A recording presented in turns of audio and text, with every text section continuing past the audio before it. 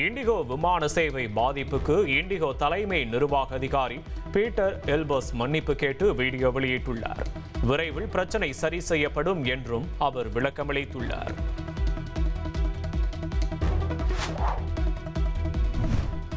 பெங்களூருவில் இண்டிகோ விமானங்களில் பயணிக்க இருந்த ஐயப்ப பக்தர்கள் தங்களது விமான சேவை குறித்த எந்த தகவலும் தங்களுக்கு தெரிவிக்கப்படவில்லை என்றும் விமான நிறுவனம் சார்பில் தங்களுக்கு உணவு தண்ணீர் எதுவும் வழங்க வேண்டும் என சிவில் விமான போக்குவரத்து இயக்குநரகம் வேண்டுகோள் விடுத்துள்ளது. விமானிகள் விமான நிறுவனங்களிடையேயான ஒருங்கிணைப்பை வலுப்படுத்தியும் பாதுகாப்புக்கு முன்னுரிமை வழங்கியும் செயல்பட வேண்டும் என்றும் அழைப்பு விடுக்கப்பட்டுள்ளது. இண்டிகோ விமான சேவை பாதிக்கப்பட்டுள்ள நிலையில் பயணிகளுக்கு உதவி எண்களை விமான போக்குவரத்து அமைச்சகம் வெளியிட்டுள்ளது. விமான சேவை பாதிப்பு குறித்து உயர்மட்ட விசாரணை நடத்தவும் முடிவு செய்யப்பட்டுள்ளது.